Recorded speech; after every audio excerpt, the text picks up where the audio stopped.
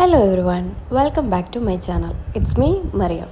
അപ്പോൾ ഇന്ന് ഞാൻ ഏകദേശം ഒരു 11 മാസമൊക്കെ ആയിട്ടുണ്ട് ഒരു ബൈക്കിൻ്റെ പുറകിലൊക്കെ ഇരുന്ന് യാത്ര ചെയ്യുന്നത്. വേറെ എങ്ങോട്ടുമല്ല, എൻ്റെ ഹോസ്പിറ്റലിലേക്കാണ്. അടുത്തുള്ളൊരു ഹോസ്പിറ്റലാണ്. അപ്പോൾ അവിടെ ചെന്നിട്ട് വേണം ഇനിയുള്ള വർക്കൗട്ടും കാര്യങ്ങളും എല്ലാം കുറച്ചും കൂടിയും ഇൻറ്റൻസായിട്ട് ചെയ്യാനായിട്ട് പറ്റണം.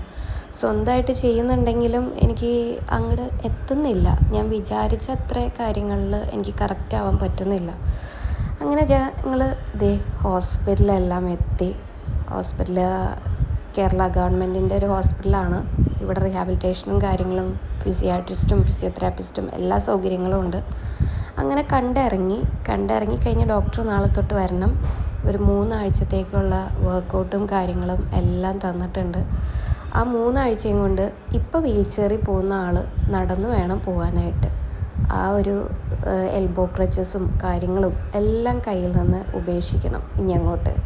അത്രമാത്രം ഞാൻ കഠിനാധ്വാനം ഇനി ചെയ്താലാണ് എനിക്ക് വീണ്ടും പഴയ പോലെ ആകാൻ പറ്റുള്ളൂ. ഏകദേശമൊക്കെ പഴയ പോലെ ആയിട്ടുണ്ട്. ഇന്ന് ഈ സ്കൂട്ടറിൽ പടച്ച് കയറുന്ന കണ്ടപ്പോൾ തന്നെ വീട്ടുകാർ പറഞ്ഞു, റെഡിയായി വരുന്നുണ്ട് എന്ന്. ഒട്ടും പ്രതീക്ഷയില്ല എനിക്ക് കയറാൻ പറ്റും, എനിക്കിതുപോലെയൊക്കെ വീണ്ടും യാത്ര ചെയ്യാൻ പറ്റും എന്നൊക്കെ. ഇപ്പം എൻ്റെ ഒരു പതിവായിട്ടുള്ളൊരു കാര്യമാണ് ചെറിയ ചെറിയ കാര്യങ്ങളിലൊക്കെ സന്തോഷം കണ്ടെത്തുക. ഞാൻ എക്സ്പെക്റ്റ് ചെയ്തിരുന്ന കാര്യങ്ങളല്ലാതെ ചെറിയ ജീവിതത്തിൽ ഇപ്പോൾ ഈ സ്കൂട്ടറിൽ കയറാൻ പറ്റി, എനിക്കതൊരു വലിയൊരു അച്ചീവ്മെൻ്റാണ്. കാരണം സകല സ്വാതന്ത്ര്യവും നഷ്ടപ്പെട്ടിരുന്നിരുന്ന ആളാണ് പിന്നെ ഇങ്ങനെയായത്.